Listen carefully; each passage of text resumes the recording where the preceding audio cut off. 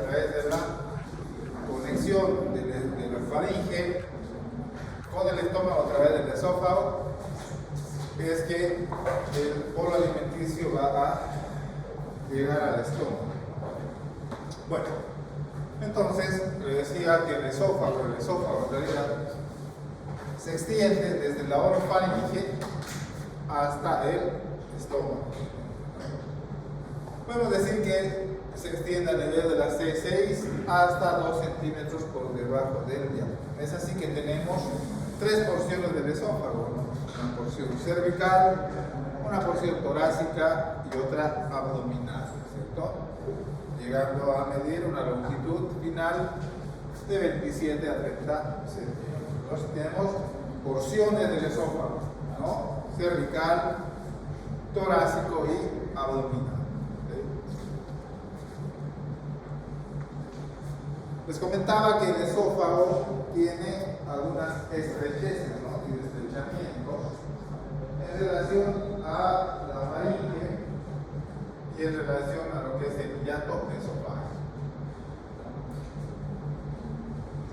Una primera estrechez del esófago se relaciona al músculo cricofaringeo, que le viene a dar esa capacidad de esfínter, ¿no? Y es ahí que tenemos el esfínter esofágico superior y el esfínter esofágico inferior, que está dado por el paso del esófago a través del diafragma, ¿no? Por un hiato, un orificio natural en el diafragma que se llama hiato esofágico. Entonces, este segmento, esta parte del esófago que atraviesa el diafragma, ¿no? Corresponde al esfínter esofágico inferior. Entonces el esfínter, que les decía que funciona como una compuerta, ¿no? Que en la presencia del alimento se dilata, pasa hacia el estómago y se vuelve a contraer, ¿no? Evita el reflujo. Entonces el normal funcionamiento del hiato esofágico inferior, ¿no? Y entonces les decía que vamos a ver dos grandes patologías, aquellas en las cuales el hiato, aquellas en las cuales el esfínter esofágico inferior está todo el tiempo dilatado, ¿no? Y en otras está todo el tiempo contraído, es decir, esfínter hipotónico y un esfínter hipertónico.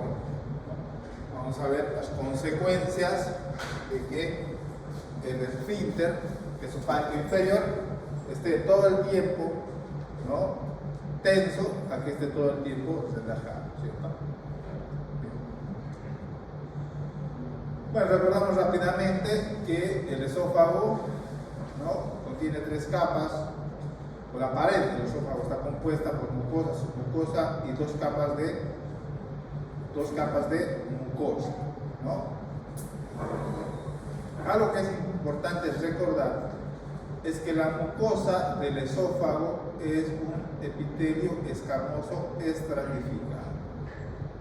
Bueno, eso es lo importante porque van a ver más adelante cuando definamos qué es esófago de Barrett, tiene que ver justamente con el cambio de esta mucosa normal esofágica a una mucosa tipo estomacal, ¿sí?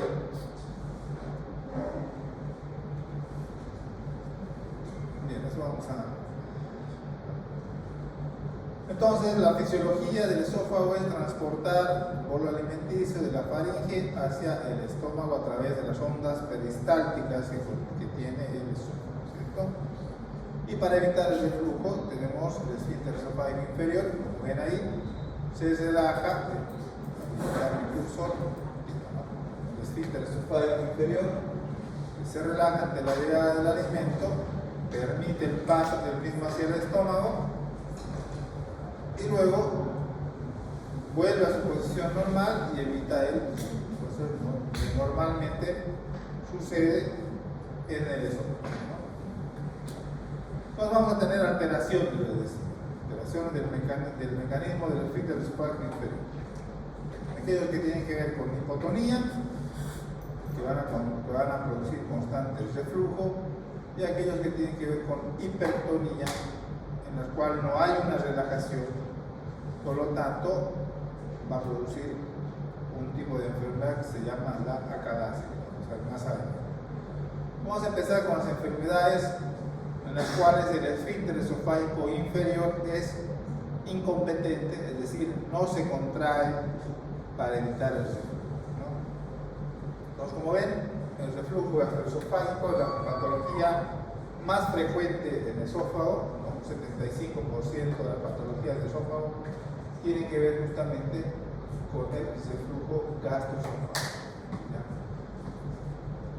cuyo principal síntoma, lo decía en la anterior clase, es ¿cuál es la principal síntoma del reflujo? La pirosis, ¿no? Sensación de quemazón intestinal, ¿no? Sensación de caliente que presenta el paciente, ¿no? Siente una calentura, dicen, detrás del pecho, ¿no? En la boca, en el estómago. Esa es la pirosis, principal signo típico del reflujo gastroesofágico. Se puede acompañar de algunos síntomas atípicos también que tienen que ver con la patología pulmonar. Les decía en la anterior clase que hay personas que están mucho tiempo con esta enfermedad, es decir, la patología es crónica, y entonces ese reflujo puede invadir y llegar a comprometer la vía aérea, la vía pulmonar, y es por eso que ya en pacientes con enfermedad por reflujo crónico, ¿no? Pueden presentar dolores o patología pulmonar, ¿no? Desde el dolor torácico, disnea, tos crónica, sibilancia, disfonía, sobre todo en pacientes crónicos, ¿no? Bien. Un esquema normal de cómo funciona el mecanismo de compuerta del esfínter es así. El esfínter es esta región, ¿no? Muscular, la transición del esófago al estómago. Normalmente debe cerrarse y impedir el reflujo. Un esfínter esofágico hipotónico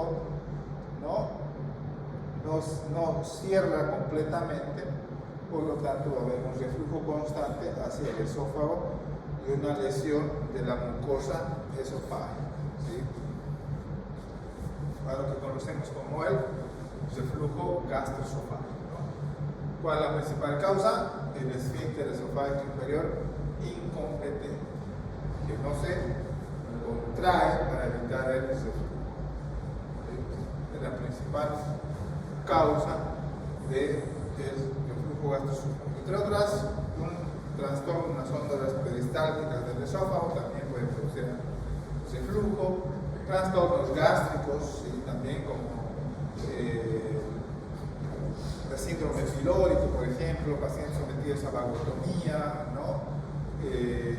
Pacientes con diabetes mellitus en los cuales hay gastroparesia, es decir, hay una sensación de falta de motilidad del estómago, ¿no? Entre los trastornos gástricos asociados al reflujo gastroesofágico.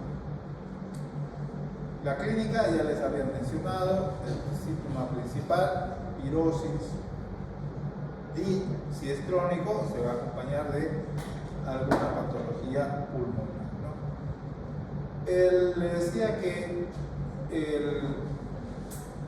la prueba imagenológica, el estudio complementario que nos va a ayudar bastante en lo que es patología de tubo digestivo es la endoscopía, ¿no? Y en este caso debemos solicitar puntualmente lo que es un esófago, una esófago gastroduodenoscopía, ¿no? Que nos permita valorar, ¿no? Y ver cómo está desde el esófago hasta el estómago, incluyendo el duodeno, ¿no? Entonces, la endoscopía nos permite ver, ¿no? En vivo y en directo, en tiempo real, cómo está la mucosa por dentro, ¿no? Del tubo digestivo, ¿no? Entonces, es un estudio que nos ayuda bastante en patología digestiva. Tan importante, como les decía, que hoy en día se utiliza bastante lo que es la clasificación de Savary-Miller, ¿no? ¿Recuerdan la clasificación de Savary-Miller que les explicaba en la anterior clase? Y les decía que tiene que ver con las lesiones que se producen en el esófago, ¿no? Cuando hay reflujo del estómago constante hacia el esófago, en un principio va a haber una esofagitis, o sea, inflamación de la mucosa esofágica. Estas se pueden clasificar según los grados. Vamos a ver acá unas imágenes para poder entender un poquito esto de lo que es la clasificación de Savary-Miller. Entonces, endoscópicamente vemos el esófago así: pliegues esofágicos longitudinales y un lumen en el centro, ¿no? Endoscópicamente lo vemos así. Entonces Savary-Miller clasifica según el grado de lesión, ¿no? Si son lesiones longitudinales, si son lesiones circulares, ¿ya? Y entonces dice, un grado 1 es aquella en la cual las lesiones comprometen solo un pliegue longitudinal, ¿no? Estos son los pliegues longitudinales que tienen que ver, que abarcan cierta longitud del esófago. Eso se llama lesiones longitudinales. Por otro lado, tenemos lesiones circunferenciales que lesionan toda la mucosa alrededor del lumen. Ven aquí, todo alrededor del lumen. En cambio, las longitudinales solo un segmento, solo un pliegue. Esa es la diferencia entre lesión longitudinal y lesión circunferencial. En base a eso, Savary-Miller clasifica 4 grados. Grado 1, en la cual simplemente hay una lesión a nivel de un pliegue del esófago, una lesión longitudinal. Grado 2, cuando estas lesiones afectan a más de un pliegue longitudinal. En el grado 3, ya la lesión es circunferencial, o sea, abarca todo alrededor del lumen, como ven aquí. ¿No? Fíjense, lesiones todo alrededor del lumen. Grado 3. Un grado 4 va a ser aquella situación en la cual este tejido es reemplazado por tejido fibroso, tejido más duro, a diferencia de la mucosa normal. Y entonces va a suceder esto, que es lo que va a pasar es que este tejido inflamatorio en un momento va a ser reemplazado por tejido fibroso, y entonces va a haber un estrechamiento del lumen del esófago, ¿no? A lo que en términos médicos se conoce como estenosis. Entonces, estenosis es cuando el lumen se va haciendo más estrecho. Entonces, fíjense ustedes, aquí hay una estenosis del lumen esofágico. A esta presentación se clasifica como un grado 4. Y un grado 5 vendría a ser el famoso esófago de Barr, en la cual ya hay un cambio total del epitelio esofágico por un epitelio estomacal o gástrico. Cambia totalmente. Como el reflujo es constante y la mucosa del esófago no está diseñada para soportar ese grado de acidez gástrico, entonces cambia totalmente su epitelio para poder sobrellevar, para poder aguantar, digamos, el reflujo constante, ¿no? A esa transición, a ese cambio total de epitelio, ¿no?, estratificado a un epitelio más cilíndrico, cúbico, tipo intestinal, tipo estomacal, se llama esófago de Barr, ¿sí? Bien, volviendo a lo que es el reflujo gastroesofágico, una de las patologías que se acompañan frecuentemente al reflujo gastroesofágico son las hernias hiatales. Entonces, ¿qué es una hernia? ¿Cuál es el concepto de hernia? ¿Qué es una hernia? ¿Ya han visto patología de abdomen? ¿Qué es una hernia? ¿Cuál es el concepto de hernia? Ya, producción de las vísceras. ¿Qué más? Sería la diafragma. Eso, ¿no? Entonces, el mismo concepto aplica a este tipo de hernias. La hernia es la protrusión del contenido abdominal a través de una debilidad en la pared, ¿no? Pared que puede ser abdominal, anterolateral, las hernias normales, pero recuerden que el abdomen tiene también una pared superior que lo separa de la cavidad torácica, Y entonces también puede darse hernias a ese nivel. Y las hernias que se dan son a nivel del hiato esofágico. ¿Qué es el hiato esofágico? Les decía, es el orificio natural por donde el esófago atraviesa el diafragma desde la caja torácica hacia el abdomen, ¿no? Entonces, a este nivel, a nivel del hiato esofágico, puede haber cierta debilidad que hace que el contenido abdominal pueda pasar hacia el tórax, lo que se conoce como hernia hiatal, ¿no? Tenemos dos tipos de hernia hiatal. Con este gráfico vamos a entender mejor. Entonces aquí tenemos los dos tipos de hernia hiatal. Aquí es un esquema que nos representa aquí el diafragma, aquí está el esófago, aquí debería estar el estómago, pero aquí hay algo que sucede cuando se forma la hernia, ¿no? El estómago, que debería estar en su totalidad dentro del abdomen, se desplaza a través del hiato esofágico hacia el tórax, ¿no? A lo que se llama hernia hiatal por deslizamiento, ¿no? Es decir, la unión gastroesofágica se desliza hacia el tórax. Y entonces el esfínter, que debería estar ubicado más o menos acá, el esfínter esofágico inferior, no sirve de nada, no pierde totalmente su función. Y entonces el reflujo es constante hacia el esófago, ¿no? Esto se conoce como hernia hiatal tipo 1. Por el otro lado tenemos las hernias parahiatales, en los cuales el esfínter esofágico inferior todavía mantiene su posición original y la hernia se da por una debilidad paralela al hiato esofágico, ¿no? Pues aquí ven la hernia que se introduce en la cavidad torácica y es paralela al hiato esofágico, al esófago, ¿no? Por lo tanto, se ha denominado esta hernia como hernia parahiatal, que también puede acompañarse de reflujo, aunque en menos frecuencia que la hernia por deslizamiento. ¿Sí?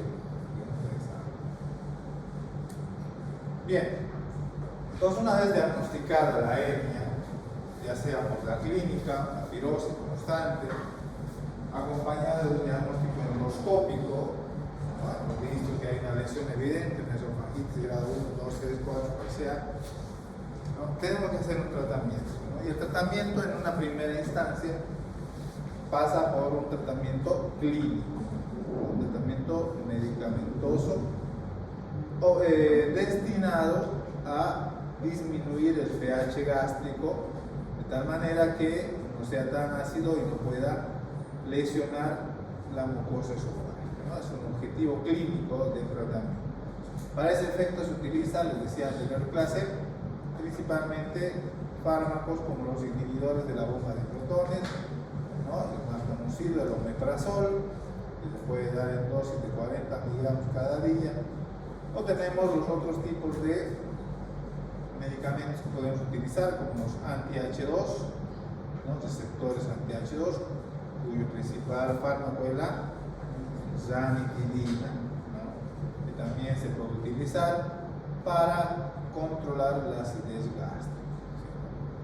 Se ha visto que el porcentaje de el porcentaje de efectividad del tratamiento puede oscilar desde un 80% cuando utilizas ranitidina hasta un 90-95% con el omeprazol. Es decir, reduce y mejora evidentemente el paciente con esta medicación. Sin embargo, puede recidivar, o sea, una vez dejado el tratamiento, puede nuevamente, ¿no? En un 80% el paciente, por decir, recaer y volverá a presentar los mismos signos síntomas, ¿no? Entonces, ¿qué pasa cuando el tratamiento clínico recidiva? Porque el paciente descontinúa, se siente mejor y ya no toma la medicación, o de repente el tratamiento es insuficiente, no tenemos un grado avanzado de esofagitis. Entonces no queda más que recurrir al tratamiento quirúrgico. Entonces ya les había comentado en la anterior clase que el tratamiento quirúrgico son esas cirugías que se llaman antirreflujo, de las cuales la principal, inicialmente diseñada, era la funduplicatura de Nissen. Vamos a ver un gráfico donde se explica mejor. Con la funduplicatura de Nissen, ¿no? Se hacía de la siguiente manera, ¿no? Se liberaba el fundus del estómago, el fundus gástrico, y con la ayuda del fundus se daba una vuelta de 360 grados alrededor del esfínter esofágico inferior, ¿no? O sea, un giro, una vuelta de 360 grados, ¿no? Completa. Quedaba así, ¿no? Quedaba así, ¿no? Alrededor del esófago con los puntos de esófago. Entonces con esa técnica, ¿qué hacíamos? Volvíamos a cerrar el esfínter esofágico inferior de tal manera que el reflujo sea mínimo o desaparezca totalmente. Esta es una cirugía que se puede hacer por vía abierta, se puede hacer laparoscópica también, ¿no? Dependiendo de la habilidad del equipo quirúrgico. Bueno, lo cierto es que se ha visto que con el tratamiento quirúrgico la tasa de recidivas es mucho menos frecuente, ¿no? Entonces es un tratamiento definitivo, ¿no? Ayuda bastante a los pacientes que tienen reflujo, ¿no? Pero se llaman cirugías antirreflujo. Pero una complicación en el tiempo fue que si bien mejoraba, ¿no? El esfínter esofágico inferior, debido a la duplicatura también podría hacerse más estrecho el esófago, es decir, desencadenaba una estenosis esofágica. Por lo tanto, se ha modificado la técnica y ahora simplemente se tiende a hacer más la duplicatura de Toupet, que es esta que se llama Toupet porque le da 270 grados alrededor del esófago y nos queda más o menos así, ¿no? Con el fondo se le da, no se le da una vuelta completa, ¿no? Alrededor del esófago y queda de esta manera. Pues con eso se mejora bastante el reflujo gastroesofágico, ¿no? Se le da nuevamente una tonicidad al esfínter esofágico inferior, ¿no? Recupera el paciente bastante. Y hay menos, como decía, tasa de residuos. Entonces, la duplicatura de Toupet, como decía, es una técnica, es una variante de la de Nissen para evitar a la larga una estenosis esofágica.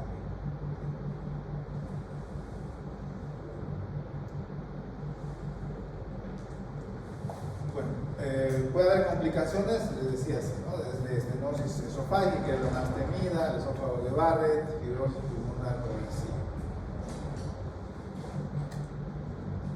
Y entonces tenemos que definir y hablar un poco de lo que es el esófago de Barrett, que es como una evolución del reflujo gastroesofágico, ¿no? Como les decía, todo empieza con un simple reflujo, ¿no? No se puede decir, no se diagnostica en su momento, o si se le diagnostica no se le hace un buen tratamiento, no se hace acompañamiento y verificación con pruebas de imagen, con endoscopía, ¿no? Entonces, ¿qué pasa cuando no se hace un tratamiento efectivo en el esófago? Esto puede evolucionar a un esófago de Barrett. Les decía que algunos lo consideran como un grado 5 en una esofagitis, ¿no? Y les poníamos eso, grado 5 del esófago de Barrett. El esófago de Barrett, que es cuando hay un cambio, les decía, total del epitelio esofágico por un cambio de haz estomacal, es decir, un cambio del epitelio escamoso y estratificado del esófago a un epitelio más cilíndrico, más columnar. Entonces, a este cambio total de epitelio se conoce como esófago de Barrett.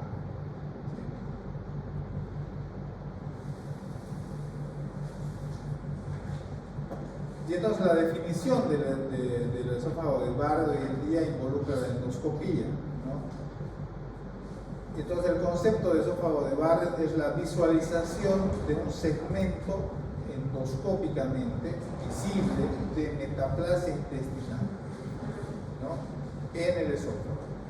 Entonces hoy día, para hablar del esófago de Barrett, tiene que haber una endoscopía previa, ¿no?, que nos diga así, evidentemente aquí hay un segmento de la mucosa esofágica que ha cambiado totalmente de epitelio, ha pasado de un epitelio estratificado, normal del esófago, a un epitelio más cilíndrico, más cúbico, ¿no?, que pueda resistir, si quiere, el constante reflujo, ¿no? Entonces ahí es donde se origina el esófago de Barrett, ¿sí? Es decir, hay una metaplasia de la mucosa esofágica que puede tranquilamente evolucionar a un carcinoma, ¿no? De ahí la importancia de diagnosticar o evitar, en todo caso, un esófago de Barrett, porque se ha visto que el 1% de los pacientes con esófago de Barrett, incluso puede ser más ahora, 2-3%, puede evolucionar a algo muy temido, que es el adenocarcinoma de esófago. Una patología muy agresiva, de rápida progresión, rápido compromiso en general, ¿no?, pues con una metástasis bastante frecuente y rápida. Entonces, un cuadro bastante agresivo que a veces no nos queda más que simplemente darle un tratamiento paliativo al paciente, ¿no?, porque quirúrgicamente es hacer una esofagectomía, ¿no?, retirar ese segmento que está comprometido del esófago.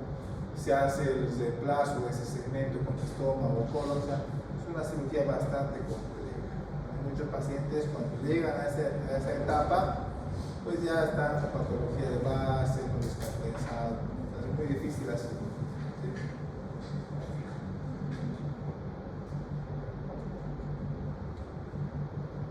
En un inicio, como decía, el esófago de Barrett puede ser manejado con inhibidor de la bomba de Rotor, entre 70-60 miligramos día por 3 meses, es decir, omeprazol, ¿no? Es un tratamiento clínico, una primera instancia. Si persiste, se puede ir incrementando las dosis. Generalmente los tratamientos son largos, ¿no?, 3-4 meses, ¿no?, que se demora para poder controlar el pH gástrico, ¿no? Sin embargo, como decía, si persiste, tenemos la cirugía antirreflujo como una buena opción. Ya en displasias severas, ¿no?, cuando los pacientes ya han sido diagnosticados de carcinoma de esófago, como les comentaba hace un momento, no queda más que hacer una esofagectomía total, ¿no?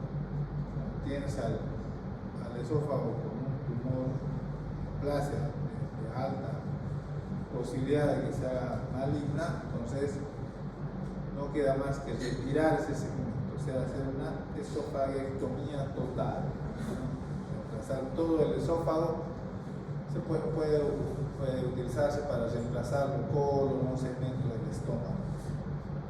Entonces vean que es complejo. Aquellos que habían iniciado con un simple reflujo esofágico, ¿no?, pueda terminar en un cáncer de esófago. Importante. Bien, ¿alguna duda, alguna pregunta hasta acá?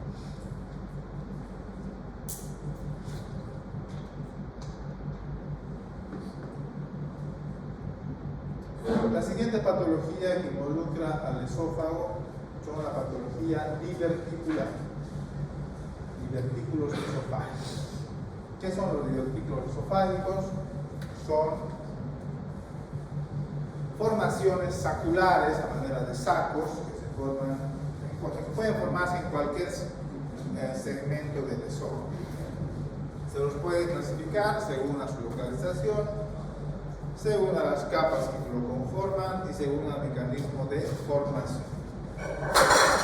Según a la localización, pueden ser faringoesofágicos, parabronquiales o epifrénicos. Dentro de los más frecuentes tenemos el famoso divertículo de Senke. El divertículo de Senke es un divertículo que se localiza en la unión faringo-esofágica. conocidos. Zenker es el más frecuente.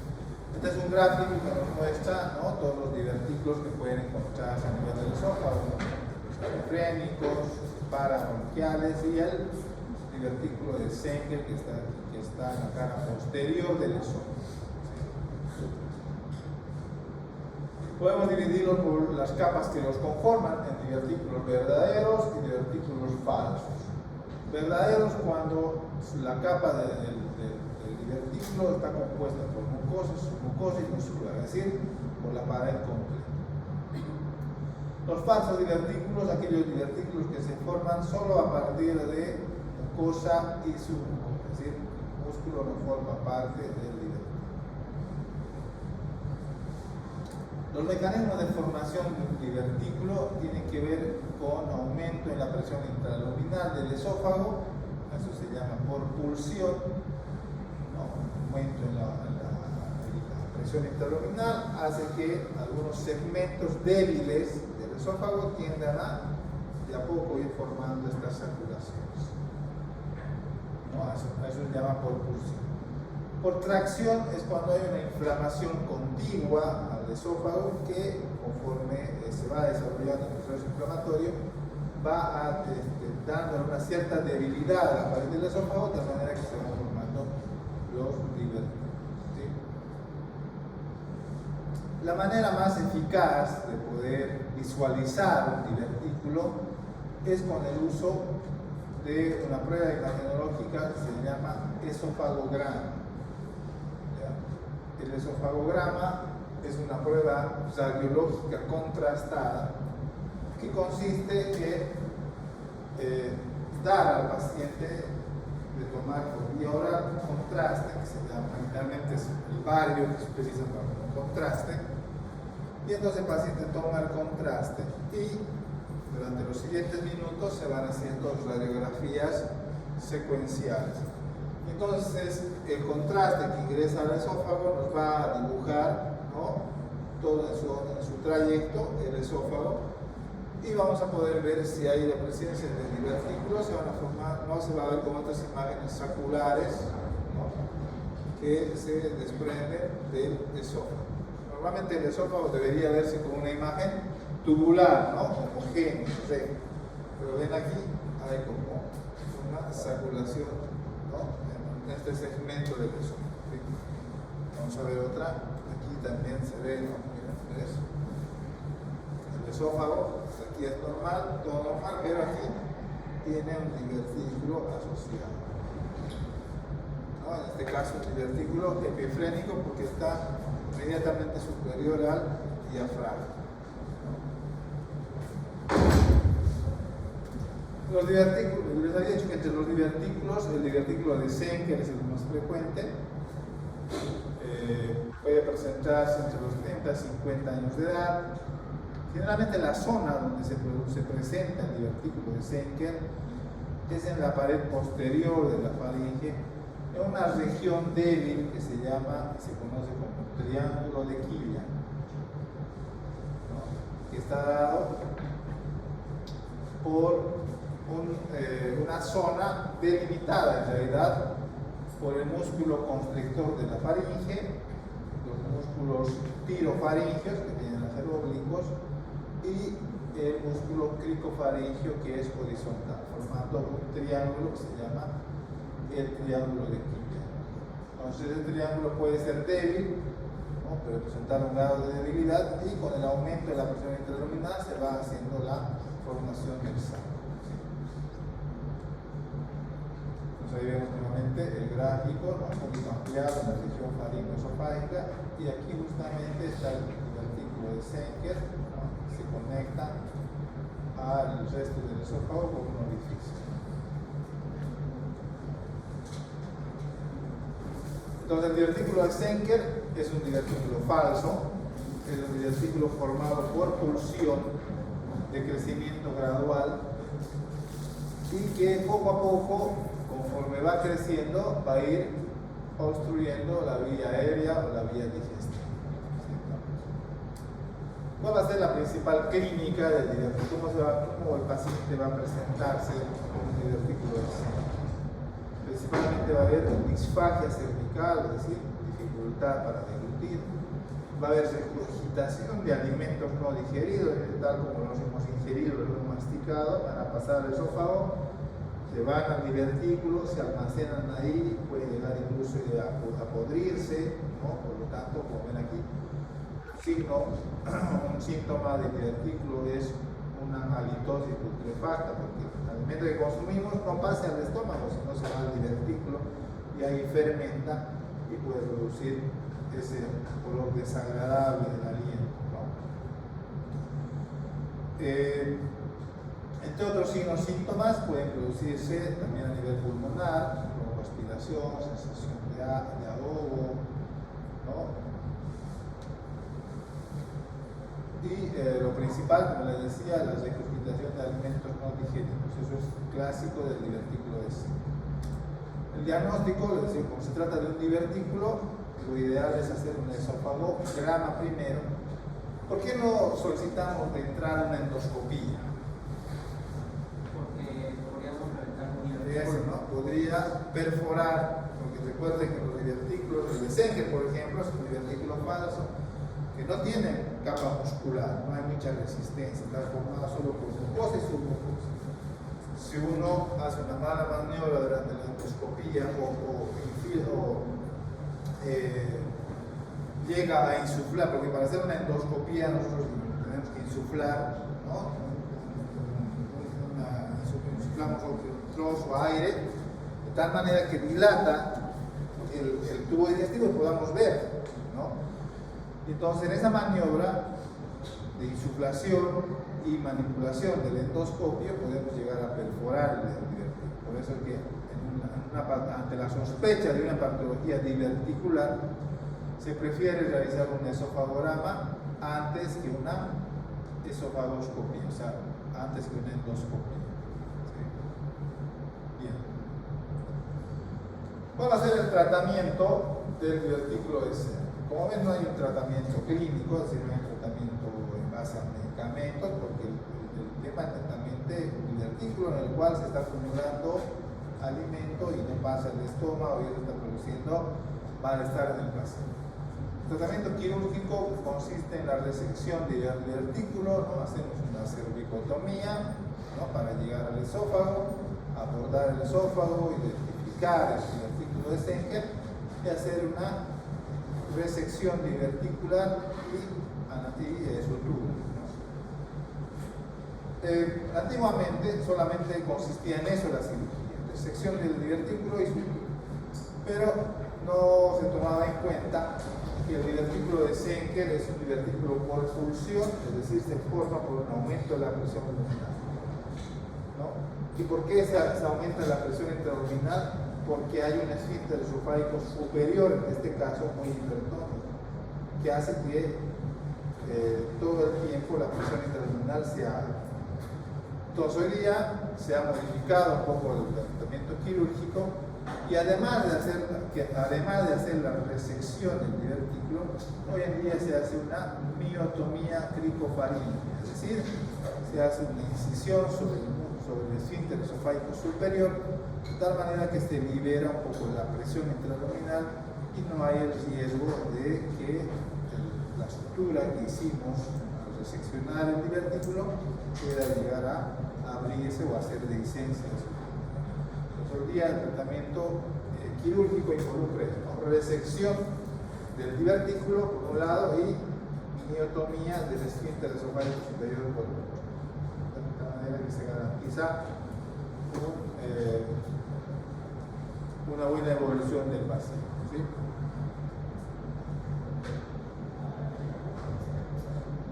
Bien, entonces otra patología que involucra el trastorno que tiene que ver con trastornos de la motilidad esofágica y que tienen que ver ahora con el hecho de que el esfínter es hipertónico, ¿no? Entonces, hasta ahora hemos visto aquellas patologías en las cuales el esfínter es hipotónico, es decir, que permite el reflujo esofágico, esofagitis, enfermedad de Barrett, ya desde un carcinoma, tiene que ver con el reflujo gastroesofágico.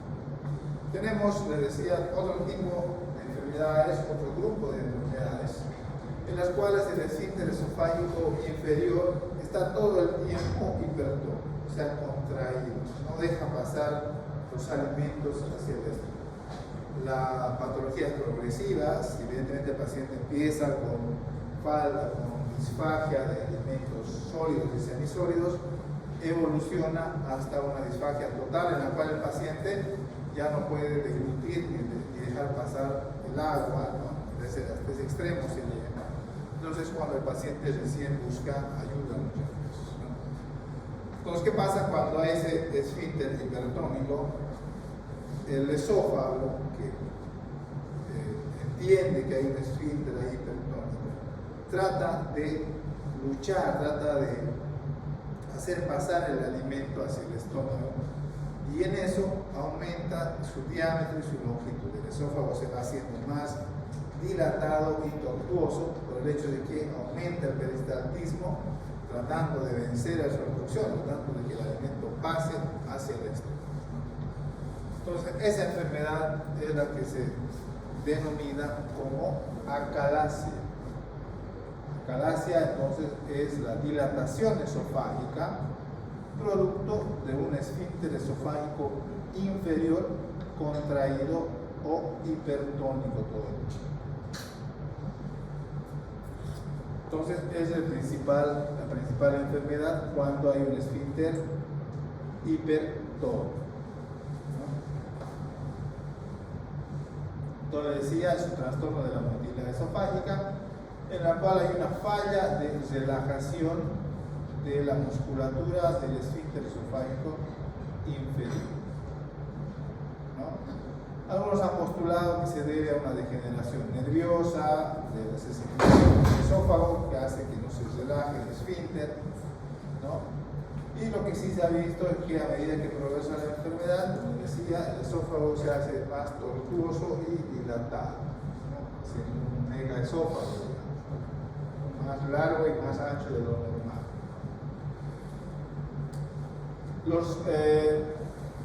Similar un poquito a lo que sucede con el divertículo de Senker, los síntomas principales serán disfagia, que está para deglutir y hacer pasar alimentos, que es progresiva, porque primero empieza los sólidos, semisólidos, luego hasta los líquidos ya no pueden pasar porque está totalmente cerrado el esfínter esofágico inferior, ¿no? Producto de eso que va a haber pérdida de peso, ¿no? Los alimentos no pasan al estómago, entonces el paciente empieza a perder peso, ¿no? Disfagia progresiva, ya decía, dolor, obviamente, en la región cervical y abdominal también, ¿no? Y a la larga, al igual que en la enfermedad por reflujo, puede producir problemas pulmonares como broncoaspiración. Entonces, un método para poder ver si realmente se trata de una acalasia, ¿no? Un estudio que solicitamos para poder evidenciar que hay un esófago más dilatado y ancho de lo normal y un esfínter bien estrecho, es un esofagograma, ¿no? Al igual que en el divertículo, el esofagograma nos va a mostrar miren ahí, una imagen del esófago completamente ancho, ¿no? Tortuoso, y que conforme va avanzando hacia el estómago se va haciendo más estrecho, ¿no? Esta es la famosa imagen en cola de ratón que dice alguna literatura, o en pico de ave, ¿no? Porque si ustedes voltean esta imagen van a tener más o menos esta figura, ¿no? Pico de ave, pico de pato, ¿no? Entonces, eso es patognomónico clásico de la acalasia, ¿no? La enfermedad del pico de pato, ¿no? Un esófago tortuoso, ¿no? Dilatado, que conforme va avanzando hacia el esfínter inferior se va haciendo más finito, tal punto en que no pasa el contraste hacia el estómago. Bien, en estos casos, en esta patología, como verán, se trata de un proceso mecánico obstructivo, ¿no? El esfínter no responde, no se relaja. Entonces, esta tratamiento es netamente quirúrgico, 95% del tratamiento es quirúrgico. Sin embargo, hay también tratamiento endoscópico. Y el tratamiento endoscópico consiste en dilataciones con balón gástrico, es decir, a través del endoscopio llegamos al lugar de la estenosis, ¿no? Tratamos de vencer la esfínter esofágico inferior, y una vez ahí empezamos a insuflar un baloncito que va a ir dilatando de a poco el esfínter esofágico inferior hasta que va a permitir el paso de los alimentos. Es una terapia endoscópica, ¿no? Es una forma de resolver endoscópicamente este problema. Otra es inyectando sustancias miorelajantes, como por ejemplo la toxina botulínica, ¿no? Que inyectándose en la parte muscular va a producir flacidez de esa musculatura y va a dejar pasar los alimentos, ¿no? Es una alternativa endoscópica también para poder resolver el problema de la cabeza. Sin embargo, se ha visto que si resuelve en algún momento, hay alta tasa de recidiva, es decir, funciona un tiempo, el paciente mejora, vuelve a comer, todo bien, pero pasa un cierto tiempo y el paciente nuevamente con los signos síntomas de la cabeza. Entonces, frente a esto, se ha desarrollado la técnica quirúrgica, ¿no? Que en este caso se denomina miotomía de Heller. Entonces, ¿en qué consistirá la miotomía de Heller? ¿Qué sugiere miotomía? ¿Qué será el término de los médicos miotomía? ¿Qué es tomía? Cortar, coincidir, cortar. Y mio, musculatura. Pero lo que hacemos básicamente en esta técnica es medir 2 centímetros en la región de la transición del esófago y el estómago, ¿no? Y 6 centímetros en el esófago. ¿Qué hacemos? Hacemos una incisión, así como ven aquí, una incisión sobre el esfínter esofágico inferior como tal, y entonces pues liberas toda esa presión. El esfínter se relaja porque está seccionado, se relaja y deja pasar los alimentos. Sin embargo, si bien ya el esfínter queda abierto, si quieres, puede en algún momento el paciente pasar así de una calasia a un reflujo, y el esfínter ya no funciona. Es por eso que se combina hoy en día, se combina la miotomía de Heller con la de Nissen. Entonces, además de hacer la miotomía, liberar el esfínter, hoy día se hace una punduplicatura alrededor del esófago para evitar justamente que haga a la larga una enfermedad por reflujo, ¿no? Entonces, el tratamiento, puntualizando el tratamiento de la calasia, 95% es quirúrgico, y la cirugía corresponde, la cirugía es la miotomía de Heller más punduplicatura de Nissen. Ese es el tratamiento quirúrgico definitivo para la enfermedad de la acalasia, ¿no? Ahora, esta cirugía se puede hacer por métodos convencionales, es decir, cirugía abierta, o también se puede hacer por vía laparoscópica. Pero ha visto que tiene una buena aceptación entre los pacientes, el paciente evoluciona favorablemente, y lo más importante, la tasa de recidiva es mucho menor a las otras terapéuticas endoscópicas, ¿no? Balones, inyección de toxina. Entonces, el tratamiento de elección es la miotomía de Heller más punduplicatura, ¿sí?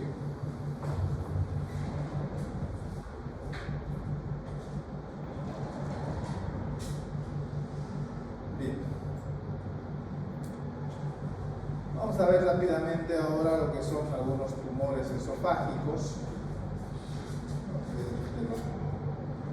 Ya para terminar este tema, algunos factores de riesgo de los tumores esofágicos. Vamos a ver, ya lo que quiero resaltar es esto, ¿no? El esófago de barro es un factor de riesgo para desarrollar cáncer de esófago. Consumo crónico de alcohol y tabaco. La calasia en algún momento también puede desencadenar un proceso neoplásico maligno o benigno. Bien. Ingesta de alimentos muy calientes, irradiación, obviamente, lesiones por cáusticos. Dentro de los síntomas de los tumores esofágicos, principal la disfagia, porque los tumores esofágicos tienden a crecer hacia el lumen y entonces van a obstruir la vía del lumen del esófago, produciendo disfagia, es decir, dificultad para deglutir, para tragar. Eso obviamente va a repercutir y va a presentar en el paciente pérdida de peso, puede haber algunos trastornos broncopulmonares, tos, ahogamiento, broncoaspiración, dependiendo del tamaño del tumor, ¿cierto? Los tumores benignos los podemos clasificar en dos grupos: epiteliales, llamados mucosos, o intramurales, llamados extramucosos. Dentro de los tumores benignos, principalmente los epiteliales, tenemos desde papilomas, pólipos, adenomas y quistes, y los otros, los intramurales, podemos tener los miomas, leiomiomas, fibromiomas, todo lo que tenga que ver con la musculatura del esófago. También puede haber vasculares, ¿por qué no? Los hemangiomas o linfas. De todos estos tumores benignos, uno de los más frecuentes es el leiomio, es el tumor benigno intramural más frecuente. 20-50 años del paciente, cualquier sexo, a cualquier nivel del esófago se puede presentar un leiomioma. Sí, pero sin embargo, el 80% generalmente se localiza en el tercio medio e inferior. Son tumores pequeños, menos de 5 centímetros generalmente, pueden causar desde disfagia, dolor, presión retroesternal, rara vez sangran, ¿no? Son tumores, como les decía, tipo benignos, ¿no? Así como tenemos lesiones benignas, también tenemos lesiones malignas. Y uno de los tumores malignos del esófago es el carcinoma de células escamosas. Es el principal tumor maligno de esófago. ¿Ya? Generalmente en pacientes añosos, más de 60, 70 años de vida, se origina el epitelio escamoso, generalmente en la parte superior del esófago.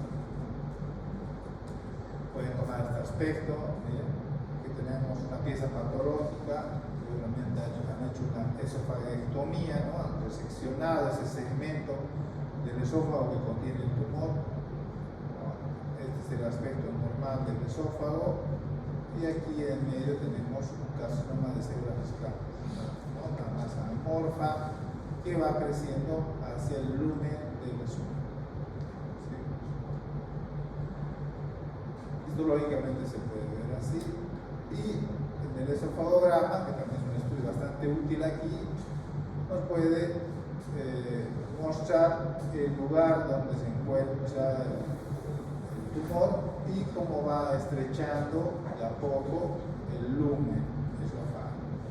Se va haciendo más estrecho como una cintura aquí, entonces se asume que a este nivel estaría el tumor.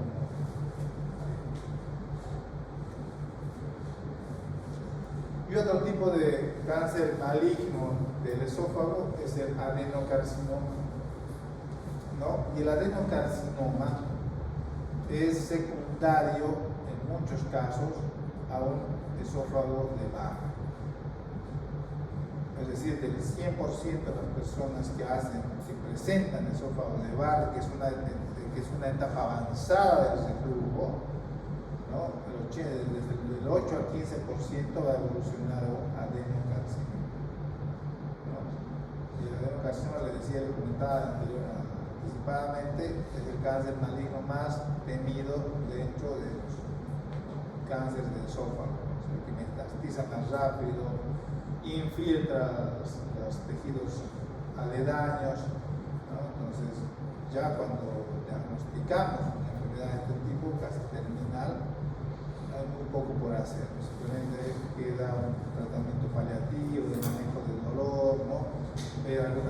de poder alimentar al paciente, porque como ven el tumor obstruye totalmente el gluten, el paciente no puede deglutir, tragar nada, entonces tiene que nutrir por algún lado tenemos que darle alimentación, ¿no?